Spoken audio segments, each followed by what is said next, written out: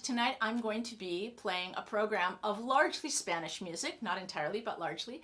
And between this week's program and next week's program, I'm going to be exploring the cross-pollination that occurred between Spain and the Spanish colonies in Latin America. Next week's going to focus mostly on Latin America, and this week is called The Spanish Influence. The first piece I'm going to play is a piece that has things that are maybe stereotypically sounding like Spanish music. It is a piece called Aires Ibéricos, or Iberian Airs, the Iberian Peninsula being the place where Spain is. It was not written by a Spaniard, but rather by a Frenchman named Alain Lefebvre.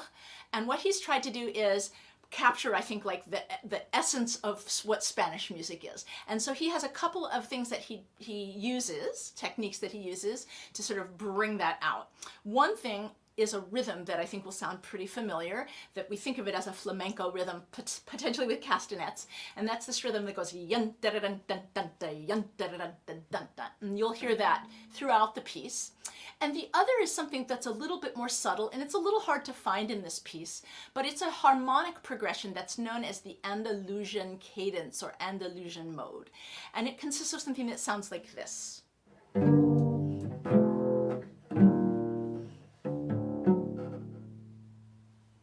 So that is a chord progression that underpins this piece. It's one of the harmonic motives that Mr. Lefebvre uses to capture the essence of the beauty of Spanish music. He wrote this piece for a Spanish cellist whose name is Georgina Sanchez Torres. She's a very passionate player, and I think this captures very well the essence of Spain. So this is, you can tell I don't speak Spanish because I hesitate every time I say this word. Aires Ibéricos by Alain Lefebvre.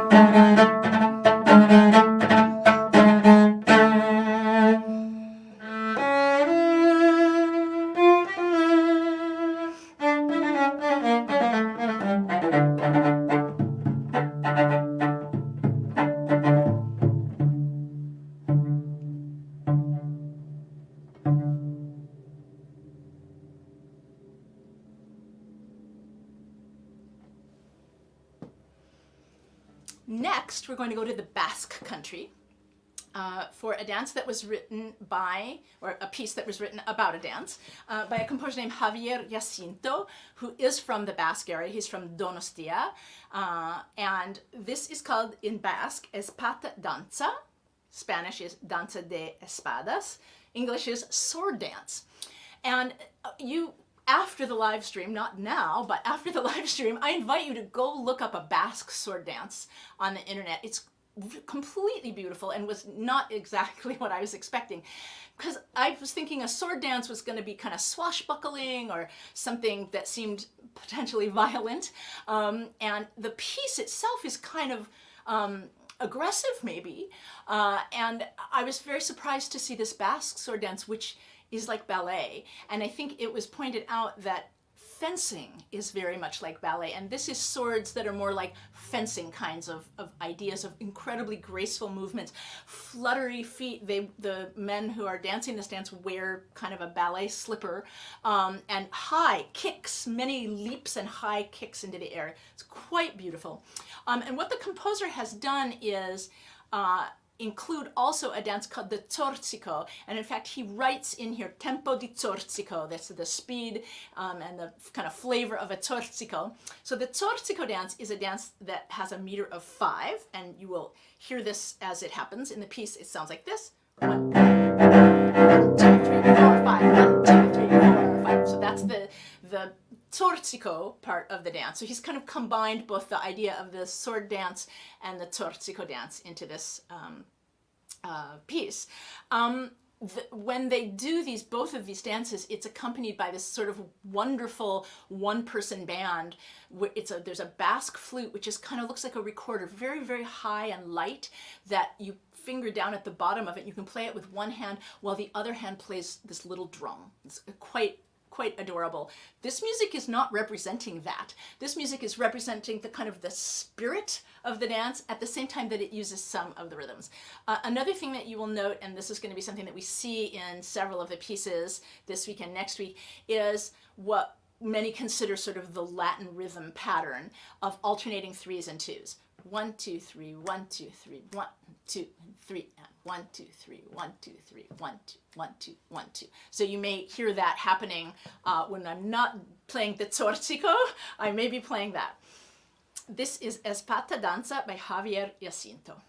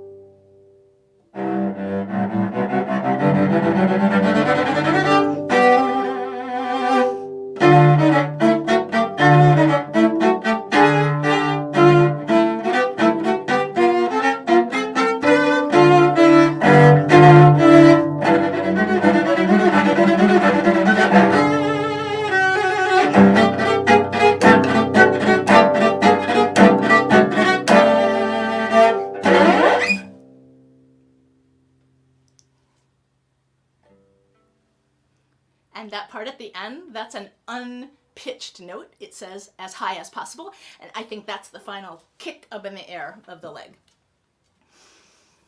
The next piece I'm going to play comes from a suite, the second Spanish suite by a composer named Rogelio Huguet Israel. He's basically a romantic area composer. He lived into the 1950s, but he writes in a very 19th century style. This is a piece called Zapatado, and this is a really good example of cross-pollination between Latin America and Spain, because the Zapatado is thought to have probably originated with a confluence of countries like Mexico, Cuba, Colombia, Venezuela. And in fact, in Mexico today, they still dance the Zapatado. They dance it in clubs. I saw a video online of this lovely person giving dance lessons, basically, about if you're in a club, don't just go stomping your feet around. You need to know how to dance this dance. So zapato in Spanish is shoe, and the zapateado is about what the feet do. Often in like performance demonstration kind of versions of the dance, they'll put the dancer up on a table so you can really see their feet. Some people call it Spanish tap dancing, but it's not really. It's really very, very, I mean, I guess it sort of has rhythmic things with the heels hammering, and it's quite wonderful. There is documentation from 1850 that in Spain, from Cadiz, a dancer brought this form of dance really into the forefront in Spain, and then it eventually became incorporated into the flamenco. So that footwork that you see in flamenco, that is zapateado. And one thing you'll notice about this is it's in a triple meter the whole time. 1, 2, 3, 1, 2, 3, 1. So that is a continuing pattern through the whole piece. I do want to read you a poem, or at least paraphrase a poem that the composer wrote to go along with this movement. He wrote, a girl is on a table hammering out a dance that shows her lively spirit. And I think the hammering part in this piece happens in the middle. There's two sections, it happens twice, where it gets a little punchy and repeating kind of some patterns. You will maybe notice it, and I believe that's the hammering on the table part, because the rest of the piece is very relaxed and easygoing and doesn't sound like feet stomping. So you listen and see if you can hear the hammers. This is Zapateado by Rogelio Huguet Israel.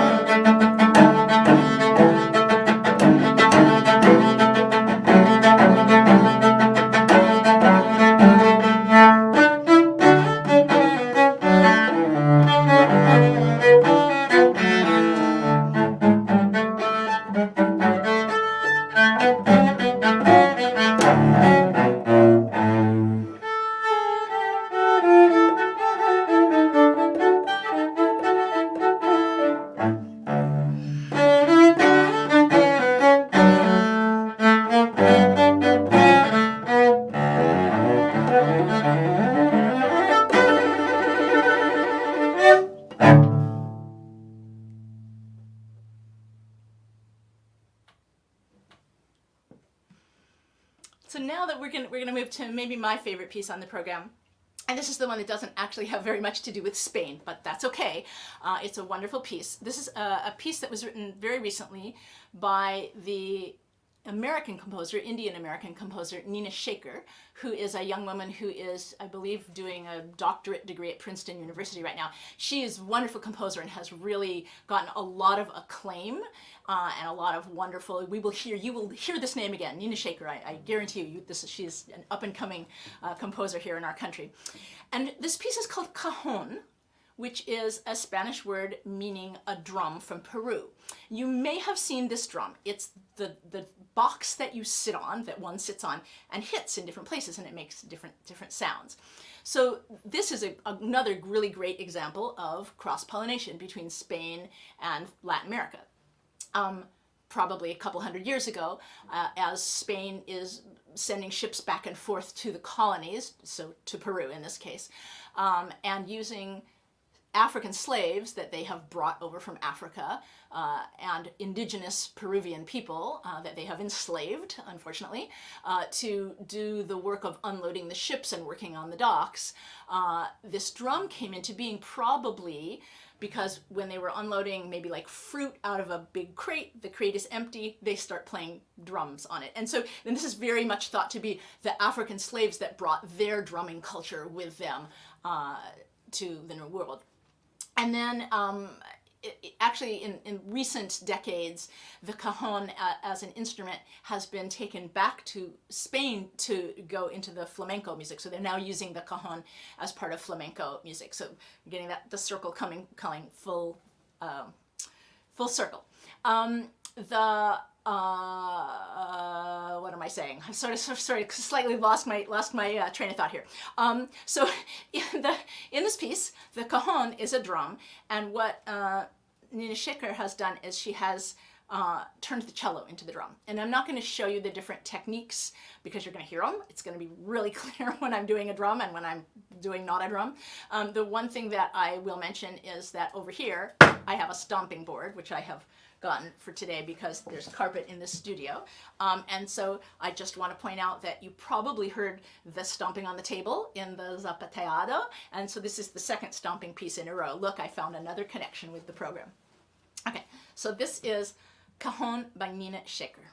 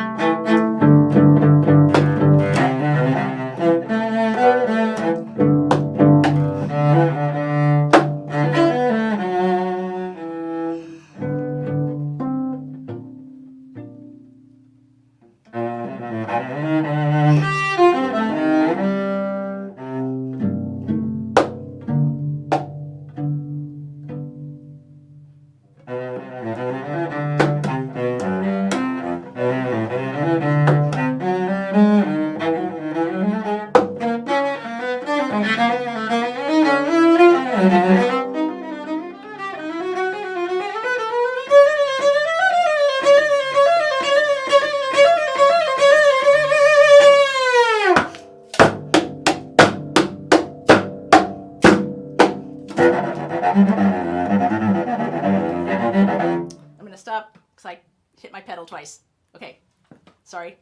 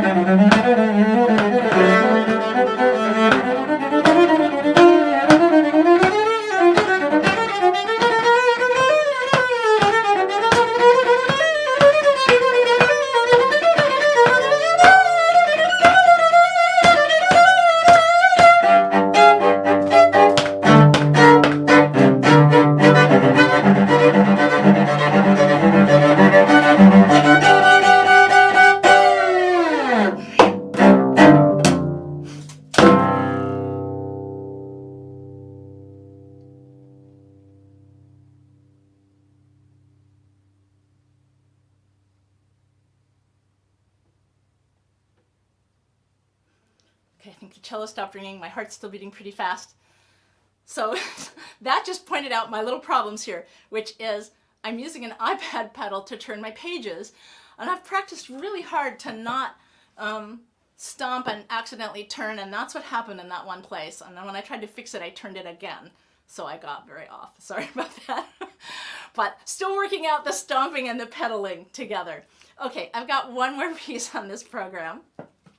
And this is one that, again, brings in a lot of things that sound very, very much like Spanish music that we've heard before. And in fact, you have very possibly heard the song that this is based on. This is a Fantasia on El Paño Fino by Salvador Martinez.